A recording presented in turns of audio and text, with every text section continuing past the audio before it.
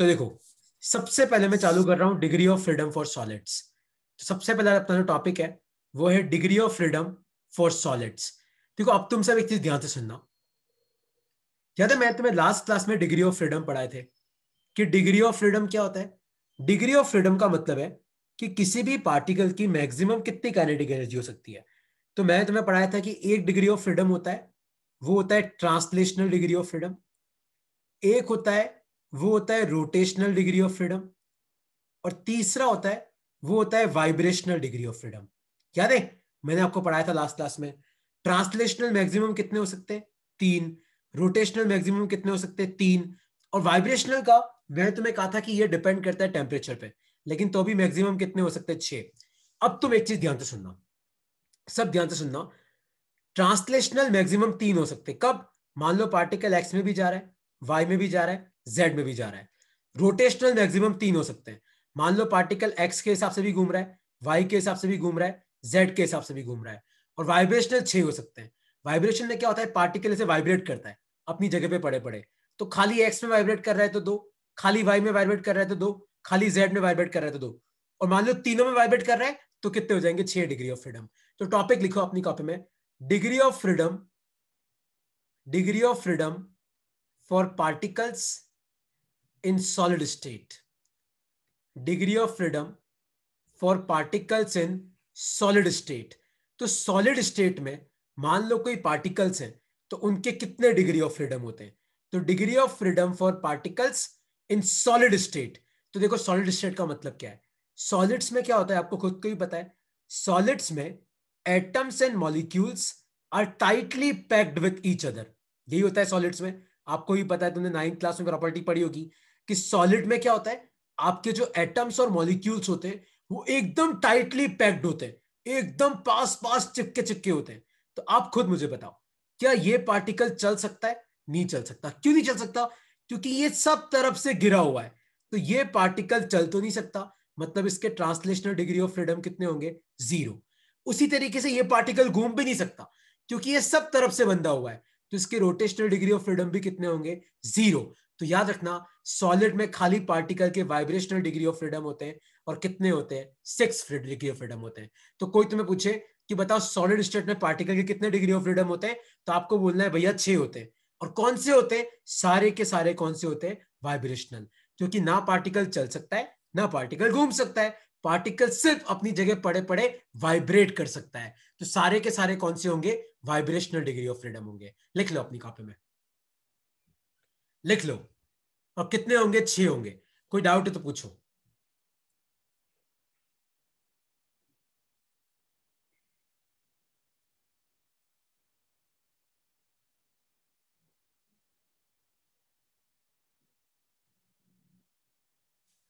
ठीक है, तो कोई तुम्हें पूछे कि बताओ सॉलिड स्टेट में कितने डिग्री ऑफ फ्रीडम होते हैं किसी पार्टिकल के, तो एक पार्टिकल के कितने डिग्री ऑफ फ्रीडम होते हैं?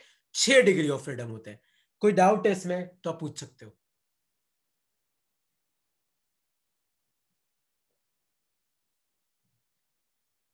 कोई भी डाउट है तो पूछ सकते हो। ओके, सिद्धार्थ ने अभी ज्वाइन किया है। सिद्धार्थ एक चीज ध्यान से सुनना, किसी भी पार्टिकल के सॉलिड स्टेट में 6 डिग्री ऑफ फ्रीडम होते हैं और 6 के 6 कौन से होते हैं? वाइब्रेशनल होते हैं। तो नेक्स्ट लिखो, और डिग्री ऑफ फ्रीडम का लास्ट टॉपिक है ये, लिखो अपनी कॉपी में, degree of freedom for H2O molecule, degree of freedom for H2O molecule in solid state. तो सॉलिड स्टेट में अगर H2O है तो तुम भी बोलोगे सर आप क्या लिख रहे हो फालतू, आइस है मतलब बर्फ, बर्फ की बात कर रहे हैं। तो degree of freedom for H2O molecule in solid state. तो H2O में क्या होता है? एक O होता है और 2 H होते हैं, यही होता है। और अभी मैंने तुम्हें बताया सॉलिड स्टेट में एक पार्टिकल की कितने डिग्री ऑफ फ्रीडम होते हैं? 6 होते हैं। तो इसके भी 6, इसके भी 6, इसके भी 6। तो टोटल डिग्री ऑफ फ्रीडम कितने हो गए? 6 प्लस 6 प्लस 6, 6 3 जा कितना होता है? 18। तो कितने डिग्री ऑफ फ्रीडम हो गए? 18 डिग्री ऑफ फ्रीडम हो गए। तो सॉलिड स्टेट में H2O मॉलिक्यूल के कितने डिग्री ऑफ फ्रीडम होते हैं? 18 डिग्री ऑफ फ्रीडम होते हैं। लिख लो अपनी कॉपी में, लिख लो इसको अपनी कॉपी में। और कोई डाउट है तो पूछ सकते हो। इन सब नंबर को तुम्हें याद रखना है, सारे नंबर्स को, सारे डिग्री ऑफ फ्रीडम जो लास्ट क्लास में पढ़ा है और जो आज पढ़ा है लिख लो अपनी कॉपी में। बस एक लास्ट और करा रहा हूं डिग्री ऑफ फ्रीडम में पॉली एटॉमिक गैसेस का, फिर अपन फर्स्ट लॉ पे आएंगे। लिख लो अपनी कॉपी में। तो H2O मॉलिक्यूल के कितने हो गए? 18 हो गए। ठीक है,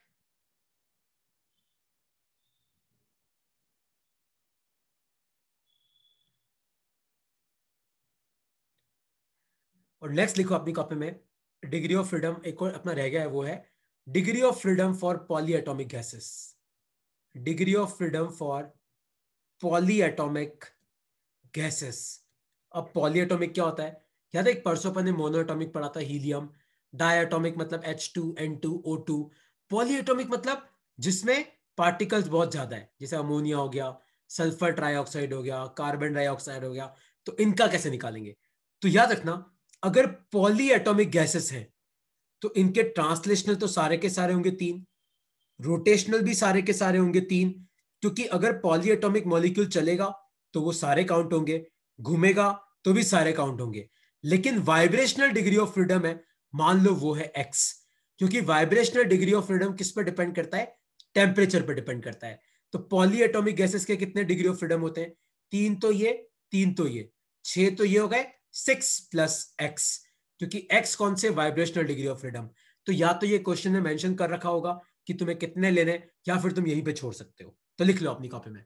तो कोई तुम्हें पूछे कि बताओ पॉली एटॉमिक गैसेस के कितने डिग्री ऑफ फ्रीडम हो सकते हैं, तो ट्रांसलेशनल तो 3 पक्का होंगे, क्योंकि पॉली एटम एक्स में भी चल सकता है, वाई में भी चल सकता है, जेड में भी चल सकता है। रोटेशन भी 3 होंगे, वो एक्स के हिसाब से भी घूम सकता है, वाई के हिसाब से भी घूम सकता है, जेड के हिसाब से भी घूम सकता है।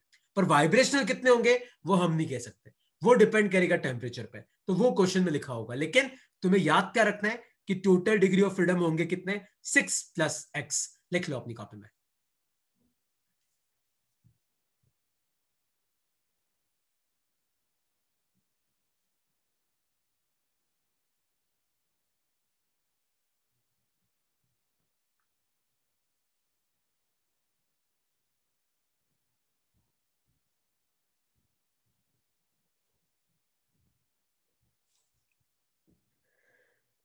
ठीक है, अच्छा अगर तुम्हें इसमें कोई डाउट नहीं है तो अब मैं आगे बढ़ता हूं।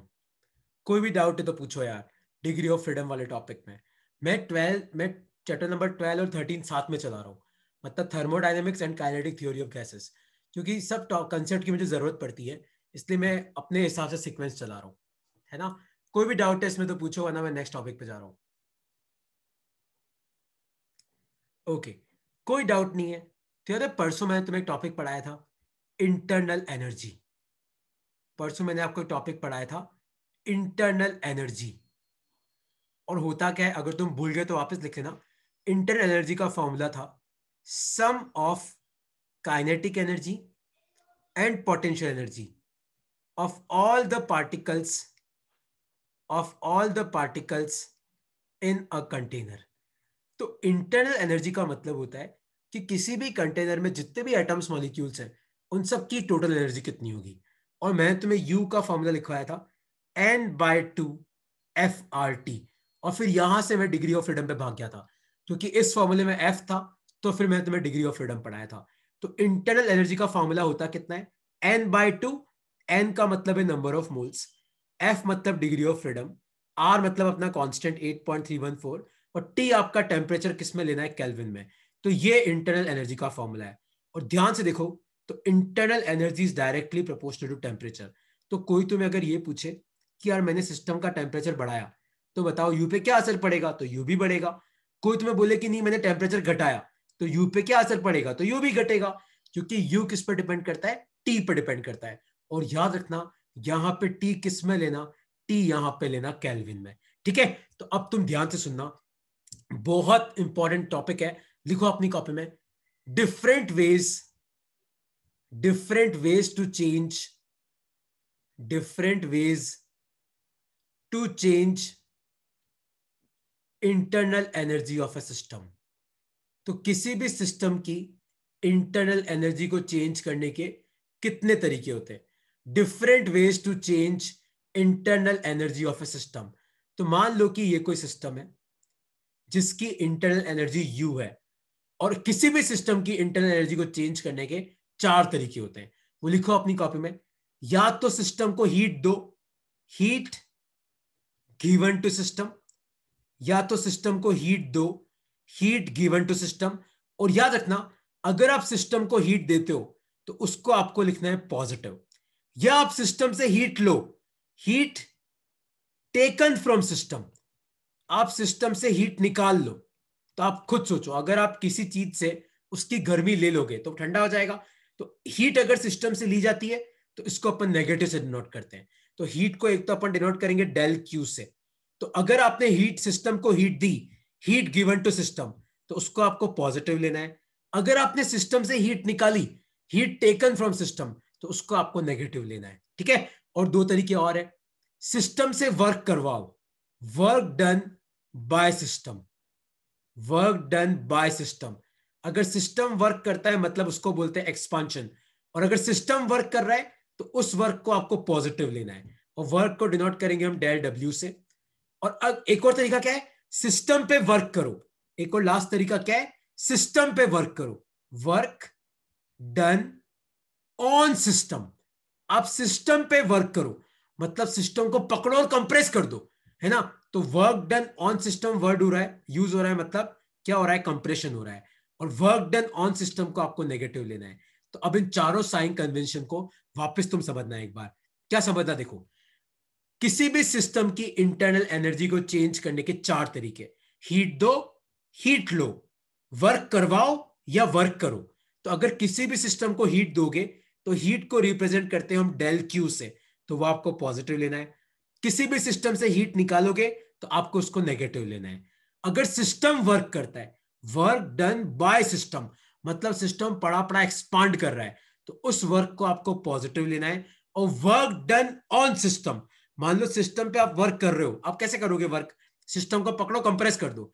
तो वर्क डन ऑन सिस्टम में वर्क को क्या लेना है, नेगेटिव लेना है। ये फिजिक्स के साइन कन्वेंशन है, केमिस्ट्री से थोड़े उल्टे होते हैं ये, तो लिख लो अपनी कॉपी में। किसी भी सिस्टम की इंटरनल एनर्जी को चेंज करने के कोई 4 तरीके बताओ। तो पहला तरीका क्या है, हीट गिवन टू सिस्टम। दूसरा तरीका क्या है, हीट टेकन फ्रॉम सिस्टम। तीसरा तरीका क्या है, वर्क डन बाय सिस्टम। चौथा तरीका क्या है, वर्क डन ऑन सिस्टम।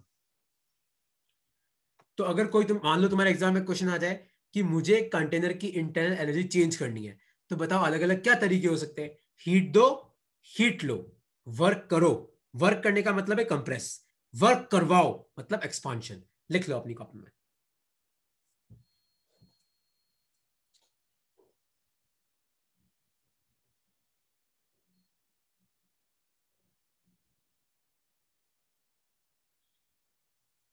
लिख लो।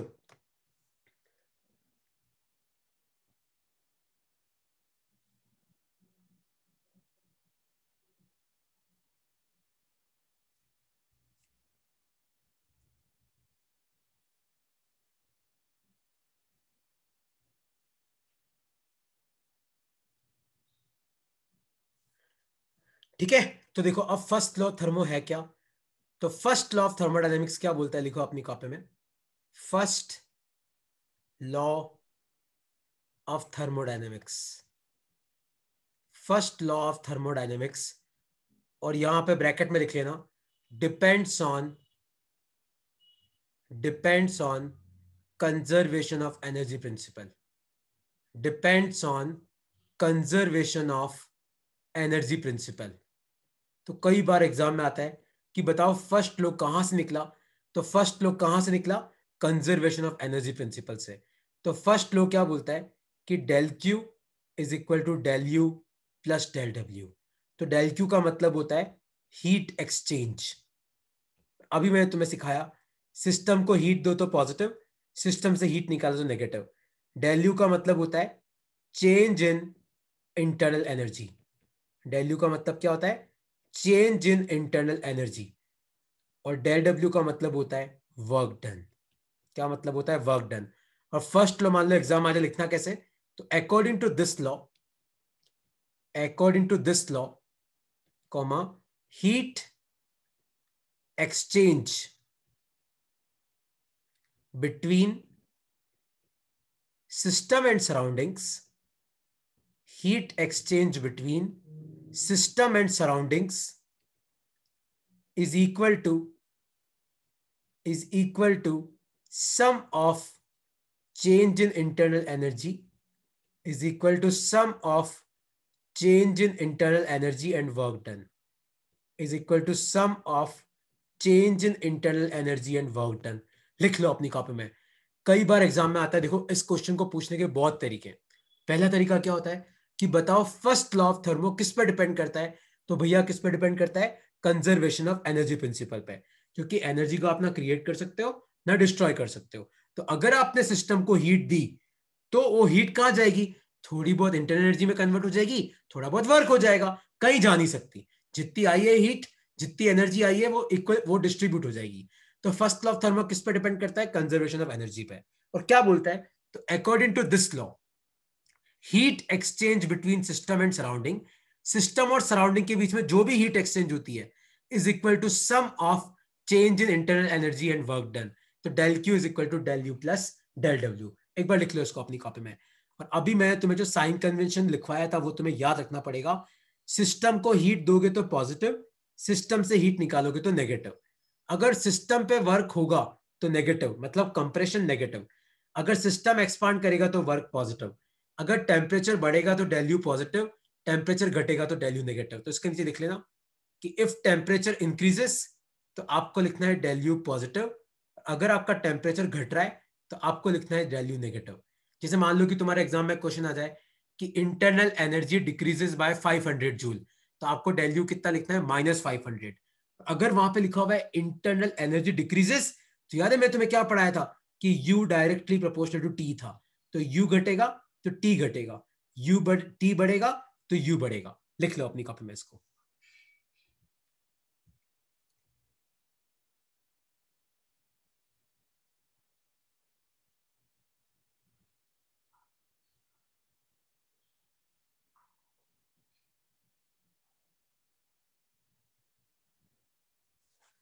ठीक है. तो एक क्वेश्चन अब हम लोग सॉल्व करेंगे. तो क्वेश्चन है ये देखो.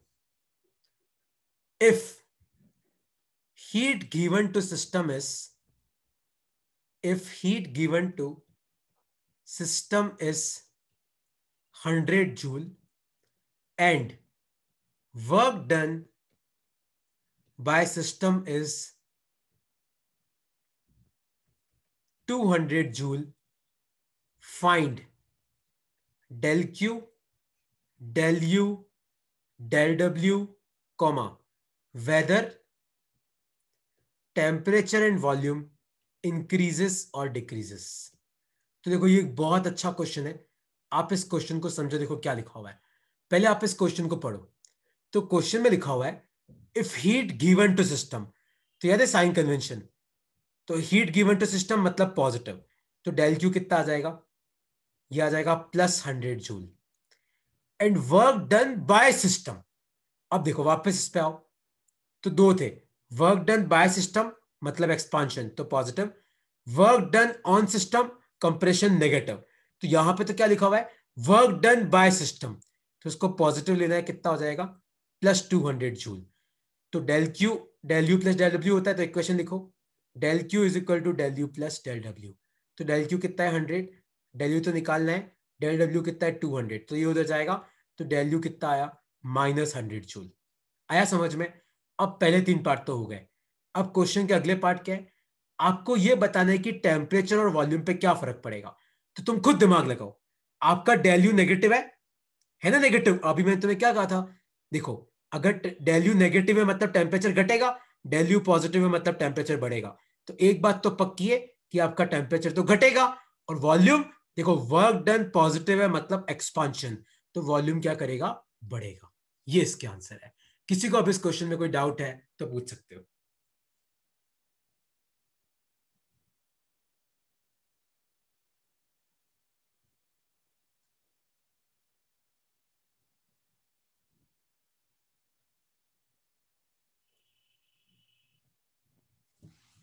कोई भी डाउट है? मेघना कोई डाउट है? गार्गी कोई डाउट है? अश्वेता कोई डाउट है? पूछो. पूछो यार, आसान टॉपिक है. पूछो पर डाउट है तो. गगन कोई डाउट है तो पूछो. Sir temperature. क्या मेरे को तेरी आवाज नहीं आ रही? सर हाँ बोलो. सर हाँ हाँ, बोलो बोलो। सर। हाँ मुझे आवाज आ रही है, बोलो क्या हो गया।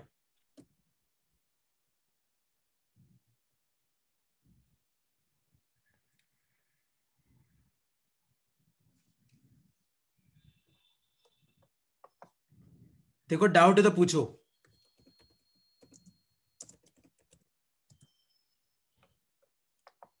कोई भी डाउट है तो पूछो प्लीज यार। चलिए मत एक क्वेश्चन और करते, देखो। तो क्वेश्चन है ये, इफ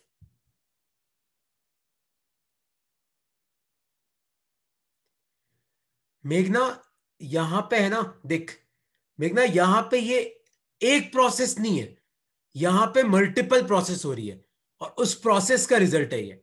मतलब मैं ऐसे नहीं बोल रहा हूं कि एक ही प्रोसेस में टेम्परेचर भी बढ़ रहा है, वॉल्यूम भी घट रहा है। मान ले पहले कोई प्रोसेस हुई होगी जिसमें टेम्परेचर बढ़ रहा होगा, बीच में टेम्परेचर घटा होगा, और मान ले बाद में कोई प्रोसेस हुई होगी जिसमें वॉल्यूम बढ़ा होगा। तो ये मल्टीपल प्रोसेस है यहाँ पे।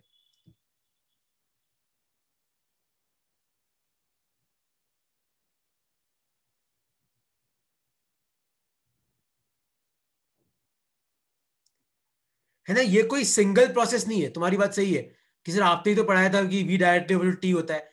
पर मैं यहाँ पे बोल रहा हूँ कि यहाँ पे बहुत सारी प्रोसेस हुई, कोई बहुत सारी प्रोसेस हुई और फाइनल रिजल्ट ये निकला। तो मान ले किसी प्रोसेस में तेरा टेम्परेचर तो घटा होगा, और मान ले फिर किसी प्रोसेस में तेरा वॉल्यूम जो है वो बढ़ा होगा। कुछ भी हो सकता है, ये मल्टीपल प्रोसेस का रिजल्ट है ये। तो एक क्वेश्चन लिखो अपनी तो कॉपी में। सर ये क्यों लिखा कि वॉल्यूम बढ़ेगी?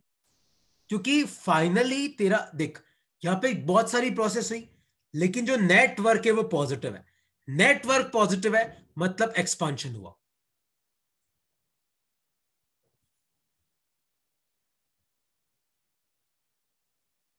ये जो डेल डब्ल्यू लिखा हुआ है ना, ये किसी एक सिंगल प्रोसेस ओके की बात सर। नहीं कर रहा मैं ये नहीं बोल रहा हूँ कि आइसोबारिक है। मैं ये भी नहीं बोला आइसो का, मैंने तो कई वर्ड यूज ही नहीं किया कि आइसोबारिक, आइसोकारिक, आइसोथर्मल। वो तो क्या है कि तुम्हें हमने चार प्रोसेस पढ़ाई। थर्मो में तो मल्टीपल प्रोसेसेस होती हैं। जैसे एडियाबेटिक में ही देख लेना, एडियाबेटिक में क्या होता है। एडियाबेटिक में टी इनवर्सली प्रोपोर्शनल वी तो होता है। एडियाबेटिक प्रोसेस में तो आप चेक करना, T inversely proportional to V होता है। क्योंकि एडियाबेटिक प्रोसेस में पीवी गामा कांस्टेंट होता है। तो अगर तू पी की जगह एनआरटी बाय वी पुट करेगी ना, तेरे को ये रिलेशन मिल जाएगा। तो ये थोड़ा सा हर प्रोसेस में अलग अलग चलता है ये। तो देखो अब एक क्वेश्चन तुम और सॉल्व करो।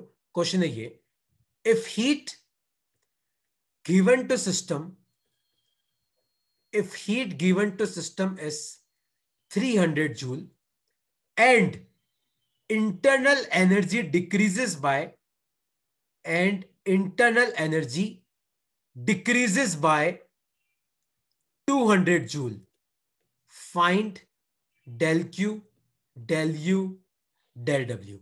ट्राई करो, देखो क्या आएगा इसका आंसर। पहले क्वेश्चन ध्यान से पढ़ो फिर ट्राई करो।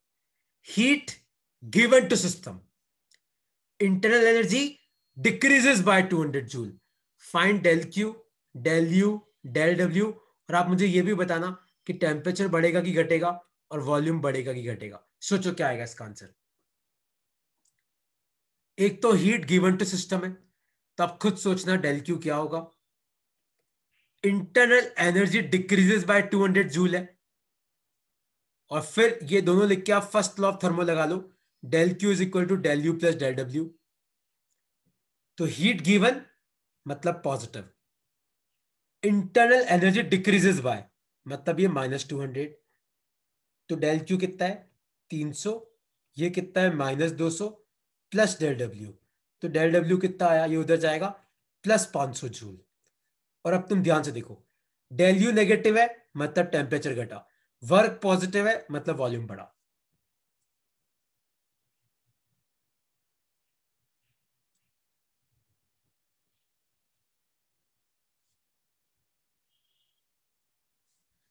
कोई डाउट है इसमें तो पूछो।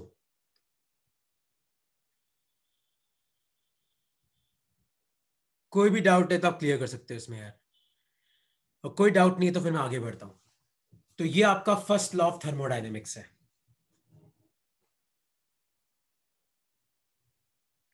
रानो कोई डाउट है? मेघना तेरे को डाउट है कुछ तो पूछ ले यार। पर हाँ, तेरा तेरा जो डाउट था ना वो एकदम एप्लीकेबल था। क्योंकि हमने जो बॉयल्स लॉ, चार्ल्स लॉ, ये सब पढ़े, लेकिन होता क्या है कि यार मेघना थर्मो में ना मल्टीपल प्रोसेस होती है, तो हम कोई भी प्रोसेस डिजाइन कर सकते हैं। तो जैसे एडियाबेटिक प्रोसेस में क्या होता है, एडियाबेटिक प्रोसेस में तेरा V inversely proportional to T होता है ना, एडियाबेटिक प्रोसेस में उल्टा चलता है। तो ये कोई प्रोसेस है, इस क्वेश्चन में मान ले कोई और प्रोसेस है, तो इसमें क्या हुआ, देख T बड़ा V घटा। ठीक है, तो अगर ये तुम्हें क्लियर हो गया हो तो नेक्स्ट टॉपिक लिखो अपनी कॉपी में, work done in cyclic processes. Topic लिखो, work done in cyclic processes. Cyclic process में कितना वर्क होता है। सबसे पहले तो साइक्लिक प्रोसेस होती क्या है, तो जैसे मान लो कि ये P है, ये V है। मान लो कि शुरू में हम A पॉइंट पे थे, मान लो कि पहले मैंने वॉल्यूम डबल किया, मान लो A पॉइंट पे आपका प्रेशर P था और A पॉइंट पे आपका वॉल्यूम V था, और मान लो मैंने वॉल्यूम डबल किया, तो आप खुद मुझे बताओ A से लेके B तक आपका प्रेशर कांस्टेंट है, तो ये कौन सी है, आइसोबारिक प्रोसेस।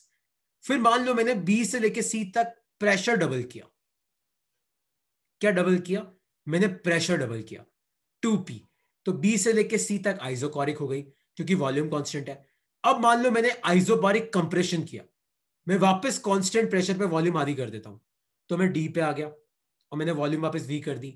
और मान लो मैं वापस D से A पे आ गया, मैंने वापस क्या किया, मैंने प्रेशर भी आधा कर दिया। तो इसको बोलते हैं हम साइक्लिक प्रोसेस। तो साइक्लिक प्रोसेस में होता क्या है, आप जहां से चालू करते हो ना, आप घूम के वापस वहीं पे आ जाते हो। क्या करते हो, आप जहां से चालू करते हो ना, आप घूम के वापस वहीं पे आ जाते हो। तो एक चीज तो तुम याद रखना कि साइक्लिक प्रोसेस में डेल यू जीरो होता है। क्यों जीरो होता है, क्योंकि इनिशियल टेम्परेचर और फाइनल टेम्परेचर सेम है। डेल यू जीरो क्यों होता है, क्योंकि आपने चालू ए से किया था और आपने खत्म भी ए पे किया, तो जितना टेम्परेचर पहले था उतना ही टेम्परेचर बाद में है, जितना टेम्परेचर पहले था उतना ही बाद में है, क्योंकि आपने जब चालू किया तब आप ए पे थे, आप वापिस ए पे आ गए, तो डेल यू तो क्या होता है, जीरो होता है। और अब ध्यान से सुनना, साइक्लिक प्रोसेस में वर्क कैसे निकालते हैं, याद रखना, अगर तुम्हें कोई भी साइकिल दे रखी है और तुम्हें वर्क निकालना है, तो वर्क ये अंदर वाला एरिया होता है। तो work is basically area under PV cycle. तो जो पीवी साइकिल के अंदर का जो एरिया होता है ना, वो वर्क होता है। तो जैसे इस केस में कितना आएगा, देखो ये V है, ये 2V है, तो ये कितना बचा, V बचा। उसी तरीके से ये तो P है और आपका ये 2P है, ये पूरा का पूरा 2P है, तो ये कितना बचा, P बचा। तो इस रेक्टेंगल का एरिया कितना आ जाएगा, P इंटू V। कितना आ जाएगा, P इंटू V। और एक चीज याद रखना, यहां पे ध्यान से देखो, तो आपकी साइकिल ऐसे इस तरीके से एंटी क्लॉकवाइज है, तो अगर आपकी साइकिल ऐसे एंटी क्लॉकवाइज होती है तो वर्क नेगेटिव लेना, अगर आपकी साइकिल क्लॉकवाइज होती है तो वर्क को पॉजिटिव लेना। यहां पे ध्यान से देखो, आपकी जो साइकिल है वो एंटी क्लॉकवाइज है, तो वर्क कितना आ जाएगा, -PV। नेटवर्क कितना आएगा, -PV। याद रखना, अगर आपकी साइकिल एंटी क्लॉकवाइज घूम रही है तो -PV, क्लॉकवाइज घूम रही है तो +PV। और डेल क्यू कैसे निकालोगे, डेल क्यू क्या हो जाएगा, del U plus del W. और तुम ध्यान से देखो, साइक्लिक प्रोसेस में डेल यू तो जीरो होता है, तो डेल क्यू किसके बराबर होगा, डेल डब्ल्यू के। एक तो तुम्हें ये इक्वेशन याद रखनी है, दूसरी तुम्हें याद रखना है कि किसी भी साइक्लिक प्रोसेस में change in internal energy zero होता है। क्यों, क्योंकि जहां पे आप पहले थे आप घूम के वापस वहीं पे आ गए, तो आपका इनिशियल टेम्परेचर और फाइनल टेम्परेचर तो बराबर है, तो डेल यू जीरो हो जाएगा। लिख लो अपनी कॉपी में, इसको लिख लो इसको।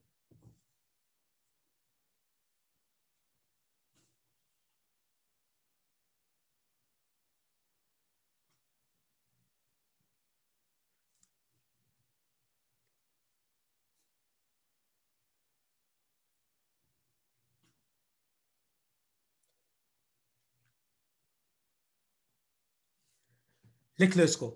ठीक है, एक क्वेश्चन अब तुम्हें सॉल्व करना है, इसको लिख लो एक बार अपनी कॉपी में।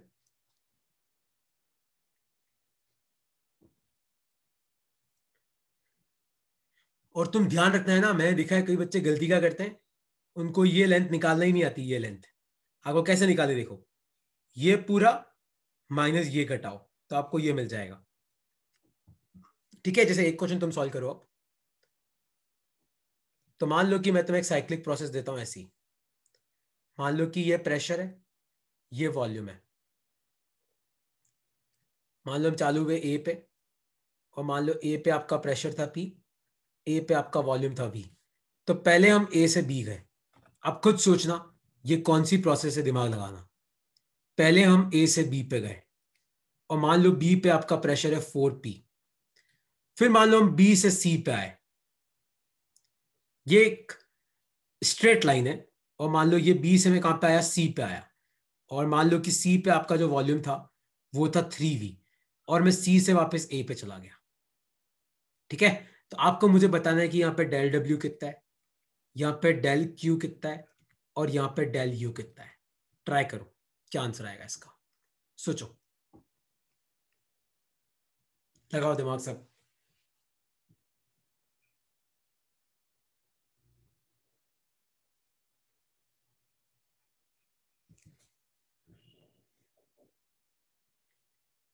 कितना आएगा सोचो। रानू कितना आ रहा है, मेघना कितना आ रहा है, लगाओ दिमाग सब। रिदम कितना आ रहा है सोचो। ट्राइंगल का एरिया निकालना है, कुछ नहीं करना है। गगन भाई करो सब। कितना आ रहा है इस ट्राइंगल का एरिया। ट्राइंगल का एरिया क्या होता है, half into base into height होता है कि नहीं होता है। तो ये पूरा का पूरा कितना है, 3V।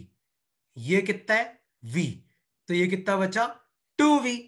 ये पूरा का पूरा 4P, ये P। तो ये कितना बचा, 3P। तो वर्क कितना आ जाएगा, half into base into height. तो 2 से 2 गया तो ये कितना आया, 3PV। और मैंने तुम्हें क्या कहा था, साइक्लिक प्रोसेस में डेल यू क्या होता है, 0। और del U plus del W, तो ये भी कितना आ जाएगा, 3PV।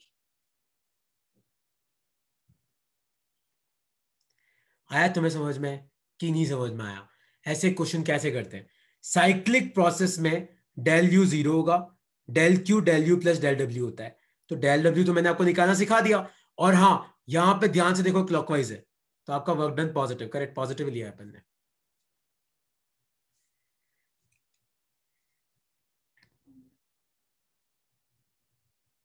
गर्वित डेल क्यू का फॉर्मूला होता है बेटा del U plus del W. पर साइक्लिक में डेल यू तो क्या होता है, 0। तो डेल क्यू किसके बराबर हो जाएगा, डेल डब्ल्यू के। तो डेल डब्ल्यू कितना है, 3PV। ठीक है, ओके।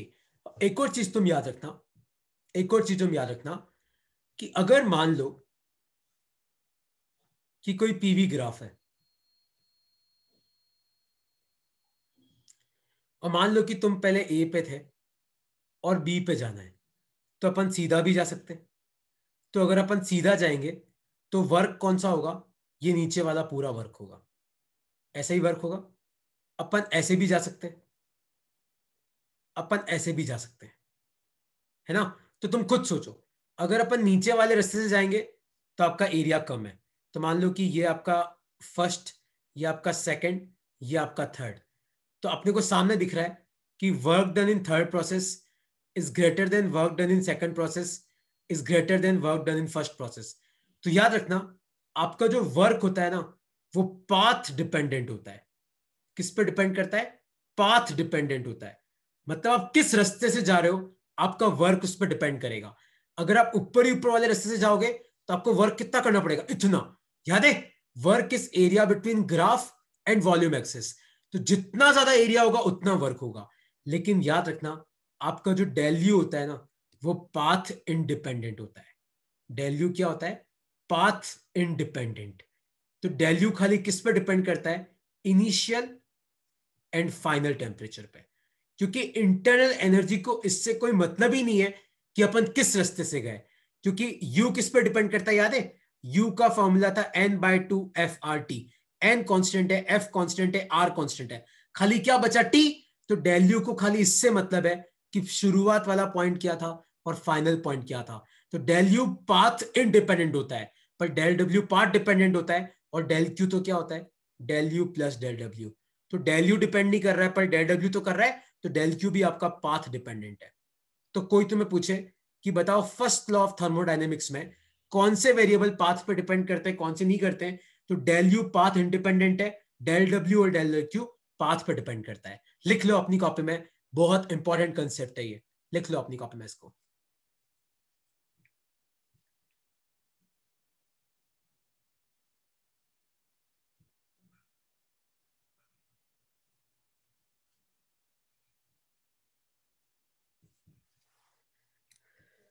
लिख लो, और कोई डाउट है इसमें तो पूछो।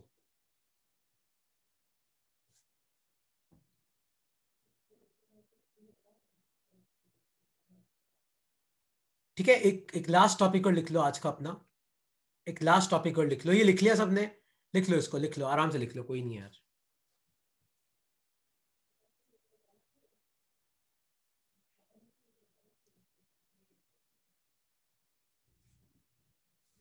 ठीक है, अच्छा आप देखो, एक और चीज याद रखना, थर्मोडायनेमिक्स में दो तरीके के वेरिएबल्स होते हैं। थर्मोडायनेमिक्स दो तरीके के वेरिएबल होते हैं, एक्सटेंसिव वेरिएबल,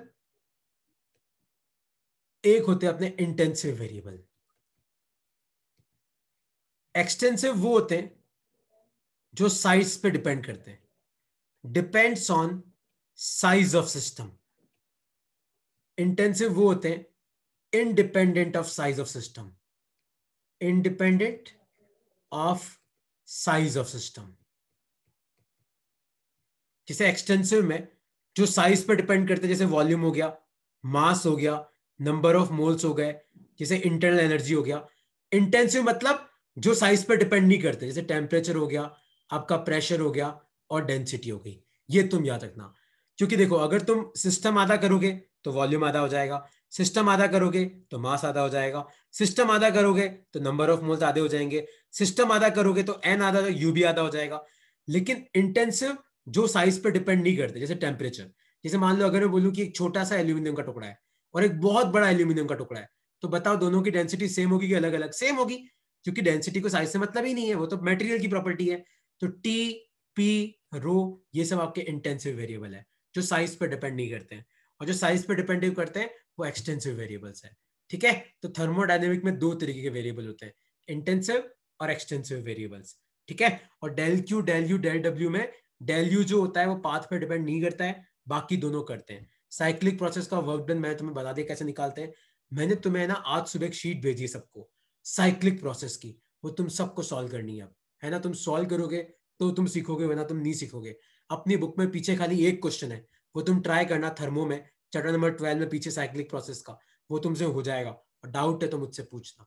ठीक है, चलो ओके यार, बाय बाय। Bye sir. ठीक है मेरे को